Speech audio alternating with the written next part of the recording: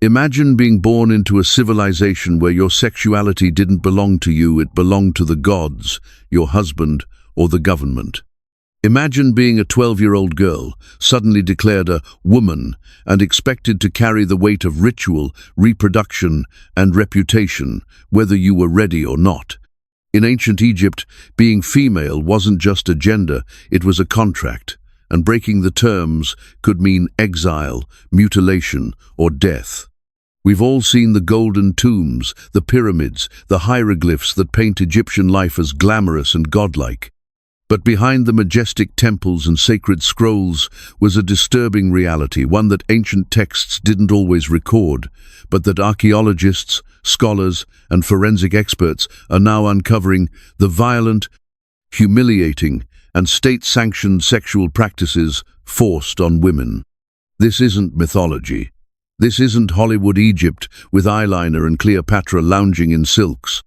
This is dark history, a world where virginity was political, where consent was irrelevant, and where a woman's body was literally a tool of magic, medicine, and royal diplomacy. We're going deep into the Nile Valley, not for pyramids or pharaohs, but to uncover the horrifying truths that made even the gods look away. Let's start with virginity, because in modern culture, we treat it as a personal milestone. But in ancient Egypt, it was government business. In elite circles, particularly in the 18th and 19th dynasties, girls as young as 10 were subject to virginity checks not by doctors, but by high priestesses or midwives who were often appointed by royal decree. These inspections weren't private, they were witnessed, and yes, they were recorded. Ancient Egyptian society was obsessed with purity tied to fertility, not morality. Your hymen wasn't a symbol of innocence, it was proof that your womb was untouched and ready for political use. If you were born into a royal or noble family, your virginity wasn't just yours, it was your family's bargaining chip. It could determine who you were married to, how much your dowry was worth, and whether or not your name would be remembered for eternity. And the kicker? Failing a virginity test could lead to disinheritance or worse, ritual cleansing, which was just a religious euphemism for forced isolation, starvation, or ceremonial punishment meant to reset your purity. Think solitary confinement mixed with spiritual abuse. It gets darker. In ancient Egyptian law, infertility was often treated as a crime. If you were married and didn't produce children fast enough, or worse, only gave birth to daughters, your husband had legal grounds to accuse you of withholding favor from the gods. This wasn't metaphorical. There were literal court cases where women were charged with obstructing divine reproduction. Think about that for a second. You get married at 12. You don't get pregnant by 13. Suddenly, you're accused of divine sabotage. So what did the state do about it? They forced women into ritual sex magic, a real, documented practice that involved sexual intercourse with priests, temple guards, or fertility intermediaries chosen by religious officials. Yes, you heard that right. If your husband failed to get you pregnant, you could legally be handed over to another man chosen by the state to correct your body. The logic? If pregnancy occurred, the problem was your husband, not you. If not, you were the defective one and could be cast out of marriage entirely. Even worse, some fertility rites required you to have sex during lunar eclipses, in public, or inside temples, not as a sacred act, but as a controlled experiment overseen by scribes and officials. This was medical rape, repackaged as ritual. Ancient Egyptian sexual medicine makes medieval aphrodisiac food look like a Pinterest recipe. If you were a woman accused of being frigid, cursed, or too masculine, priests would prescribe you libido-enhancing tonics made from ingredients that would terrify a modern pharmacist. Crocodile bile, hippo fat, fermented honey mixed with donkey semen. These were real concoctions applied orally or, more horrifyingly, inserted vaginally using linen strips or reed tubes. And the belief system behind them? That sexual dysfunction was a sign of spiritual imbalance, and that any woman who couldn't perform sexually was possessed by a jealous ancestor or cursed by an enemy. Some women were forced to undergo public stimulation trials, laid out on stone slabs in front of healers who would administer herbs, oils, and even manual stimulation, all while family members watched for signs of reactivity. Imagine being a teenage girl, surrounded by old men in robes, while your body's response is used as courtroom evidence. And if you didn't respond the right way, you could be declared cursed, banished, or sterilized with ancient tools that did more damage than healing. Let's talk about the royal family. You probably know that pharaohs often married their sisters. What you may not know is that this wasn't romantic. It was mandatory eugenics, enforced by religious doctrine and royal law. The goal? Keep the bloodline divine, even if it meant generations of incestuous trauma. But for the royal daughters, this was a life sentence. As soon as a girl was of age, usually 12 or 13, she could be married to her father, brother, or uncle. This wasn't symbolic, it was enforced. And if she refused, the punishment ranged from temple confinement to forced celibacy rituals, where she would be made to live in isolation, wearing ceremonial rags, until she complied. Royal women were turned into reproductive vessels, not wives. And when they gave birth, their babies were often taken from them and raised communally, ensuring that the woman couldn't form bonds that might distract her from her next divine pregnancy. And in some dynasties, like the Ptolemaic era, this process became even more disturbing, with state-funded orgies designed to create royal heirs through group copulation ceremonies. Participation wasn't optional. If you think temples in ancient Egypt were sacred spaces full of incense and prayer, you're only partially right. Because some temples were also state-sanctioned sex markets where women were assigned to the gods in the most horrifying way possible. This wasn't prostitution in the back alley sense. It was divine service, and refusing it wasn't an option. Young women, often from lower or enslaved classes, could be conscripted into the role of sacred prostitutes, priestesses tasked with sexually servicing pilgrims, priests, or even royalty under the justification that it pleased the gods. The most infamous example, the cult of Hathor, goddess of love and fertility. At her temple in Dendera, female attendants, known as musicians of the goddess, were expected to perform not only music and dance, but also ritualized sexual acts during holy festivals. These women didn't choose this life. Many were taken as children from peasant families and trained in sexual rites alongside liturgical duties. Imagine being a teenage girl, expected to lead a chant one moment and entertain a high priest the next. Even more disturbing, some records suggest that women were auctioned off at temple festivals with the justification that they were helping the fertility of the land, a euphemism for publicly sanctioned sex slavery. The practice was so embedded in spiritual life that it wasn't questioned, not by priests, not by worshippers, not even by the state. Because when the gods demanded pleasure, the women were expected to provide it. You might think death was an escape, that once a woman passed on, the humiliation, the violence, and the rituals ended. You'd be wrong, because in ancient Egypt, even death didn't guarantee sexual autonomy. Let's start with a horrifying fact. Female corpses were at high risk of post-mortem sexual assault. Ancient Egyptian embalmers knew this, and they developed specific delayed burial protocols for beautiful women. The reason? To avoid necrophilia by morgue workers. Yes, that was a real concern. According to documents like the Turin Papyrus and accounts from Greek historians like Herodotus, women of noble birth were often left to decay slightly before being embalmed, just so they would be less tempting to workers. That's how widespread the abuse was. They had to literally make women's corpses less attractive. And this wasn't some fringe rumor. Archaeological digs have uncovered female mummies with signs of trauma inconsistent with traditional embalming, including damage to the pelvis and genital region, indicating post-mortem assault. But wait, it gets worse. In certain magical rites, sexual acts with corpses weren't just tolerated, they were ritualized. Some priests believed that symbolic intercourse with the body of a priestess could awaken her ka, or soul force, especially if she had died young or violently. These rites were performed in secret chambers of temple complexes and often covered up in official texts with vague language about spiritual unification. Translation: they violated the dead and called it divine. Now let's flip the script.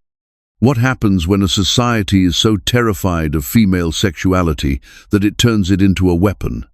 In ancient Egypt, if you were a woman accused of being a seductress, sorceress, or simply uncontrolled, you could be classified as a walking curse. And the punishments were medieval levels of brutal, centuries before the medieval era even existed. The Book of the Dead, one of the core religious texts of the time, includes multiple spells, not just to protect against evil spirits, but against loose women who bewitch men with their scent, eyes, or wombs. That's right. Your reproductive organs could be classified as magical hazards. If a man suffered impotence, illness, or even nightmares, the blame could fall on any woman who had recently menstruated in his vicinity. Yes, periods were considered toxic. Some temple doctors believed that menstrual blood carried curses, and women were often banished to outdoor shelters during their cycles. But the real horror? Women accused of sexual sorcery could be forced to undergo vaginal inspections using heated metal instruments. The belief was that any sign of unnatural dryness or discoloration was proof of hexes, and women were burned, scarred, or mutilated in the name of purification. And these weren't rogue punishments. They were legal, outlined in state religious codes and medical papyri. Women's bodies weren't just policed, they were feared, probed, and punished for existing outside control. In modern terms, we understand puberty as a biological phase, but in ancient Egypt, puberty was a legal timer, especially for girls. As soon as signs of puberty appeared, breast development, menstruation, hips widening, girls were deemed marriage-ready. There were no age limits. A 12-year-old could be legally wed to a 40-year-old man, and the moment her body signaled readiness, the countdown began. Betrothal wasn't symbolic, it was enforced. Girls were transferred from father to husband, like livestock, and weddings were often immediately followed by sexual consummation, regardless of physical or emotional readiness. In wealthier households, girls were sometimes fattened up, yes, literally before marriage, to appear more fertile. This practice included force-feeding, confinement, and application of perfumed oils and balms to prepare the body for receiving seed. And if a girl resisted, there were no protections. Ancient Egyptian marriage contracts explicitly stated the bride's duty to produce children, not love, not companionship, just offspring. But here's the catch: if she failed to get pregnant within a year, her husband could either take on a second wife, polygamy was legal, or hand her over to a temple for retraining, where she would be subjected to fertility rites we covered earlier. That's right, failure to conceive made you public property again. There were no safe zones for these women. Not in childhood, not in marriage, not in death. Let's talk about menstrual blood, because in ancient Egypt, it wasn't just a bodily function. It was seen as a weapon, a potion, and a curse all at once. In religious texts like the coffin texts and pyramid texts, menstrual blood is described as a source of both creation and destruction. It was considered the raw power of female magic, chaotic, unpredictable, and terrifying to the male-dominated priesthood. So what did they do with it? They bottled it, they burned it, they weaponized it. Temple witches, especially in the lower Nile Delta, were known to mix menstrual blood with oils, ashes, and herbs to create hexes known as heka. These weren't just petty love spells. These were military-level curses designed to cause impotence, madness, or even death, and some pharaohs believed in them so strongly that they banned menstruating women from palace grounds during wartime. But here's the real kicker. High-ranking female priestesses were forced to donate their menstrual blood to temples where it was stored in clay jars, labeled with magical inscriptions and used in rituals to protect or destroy. This wasn't voluntary, it was ritual conscription. Imagine being 14 years old, menstruating for the first time, and immediately being summoned to a temple to donate your blood to the gods, not in celebration of womanhood, but because your body was now a tool for war.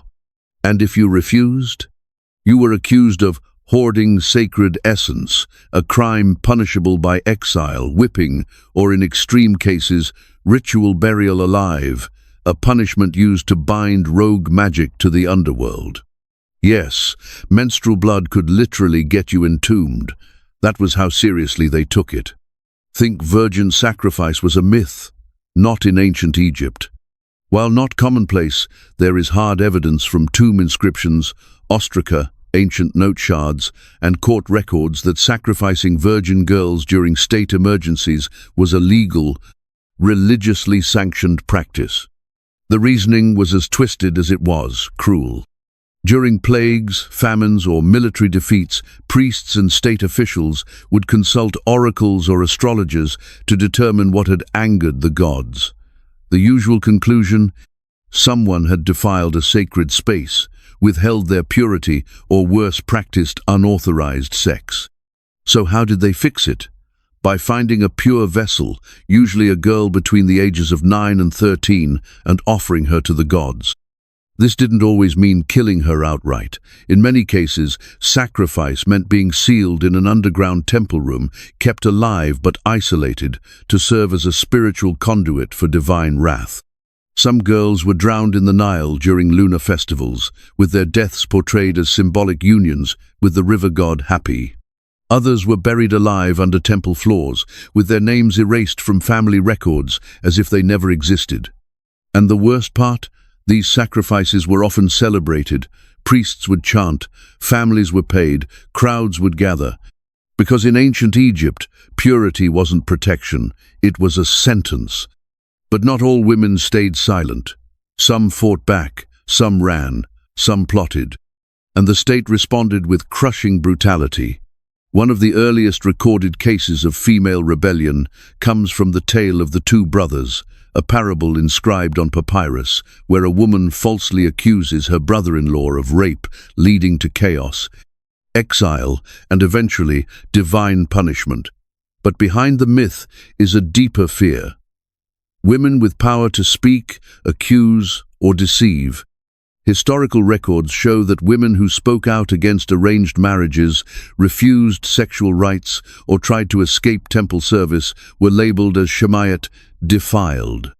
And the punishments? Everything from public shaving and branding to forced genital mutilation, especially clitoridectomy using obsidian blades. Yes, ancient Egypt practiced female genital cutting, particularly in Nubian border regions and parts of Upper Egypt, documented in both Greco-Roman accounts and forensic evidence from female mummies. And it wasn't just rural custom, it was, at times, state-directed punishment for women deemed sexually unruly. In rare cases, women attempted to rebel with the tools of the oppressor using magical texts, poisons, or spells. One infamous scroll, known as the Papyrus of Lost Names, contains incantations believed to have been used by a woman named Tia, a temple servant who allegedly cursed a pharaoh's son after being raped by palace guards. What happened to her? She was burned alive, not as a criminal, but as a cursed object. You might think this is all ancient history, that these practices belong in museums, not mines. But here's the truth. The legal frameworks that policed women's sexuality in ancient Egypt didn't die out, they evolved.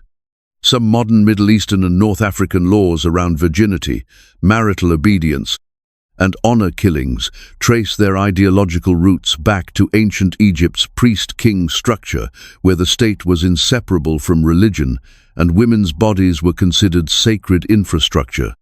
Even in places where ancient Egypt is long gone, the archetypes remain. The virgin as property, the wife as reproductive machine, The menstruating woman as threat, the rebellious woman as witch. This is why this history matters.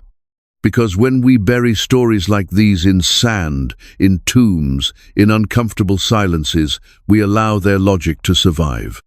History doesn't just repeat itself, it ritualizes itself. And if we don't break the cycle, we become the next chapter in someone else's sacred scroll. If this shocked you, disturbed you, or even made you angry, good, it should. This is the real story of women in ancient Egypt, not Cleopatra's eyeliner or Queen Nefertiti's bust, but the silent agony of millions of girls who had no voice, no choice, and no sanctuary. Their stories deserve to be told, not just to remember the past, but to protect the future. So what does it say about a civilization that could build monuments tall enough to scrape the sky, but couldn't grant basic bodily autonomy to half its population? What does it say about a society where women's bodies were sacred temples only when men controlled them, but cursed tombs when women tried to control themselves? We worship ancient Egypt for its wisdom, its architecture, its mysticism, and sure, those things deserve study.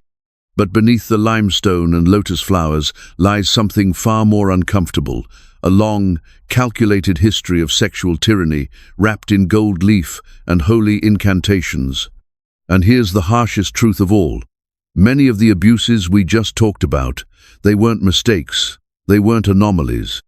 They were legal, codified, justified, celebrated. They were designed that way. Because ancient Egypt wasn't just a cradle of civilization. It was also a laboratory for control, where women's bodies were tested, taxed, trespassed, all in the name of gods, glory, and the illusion of order.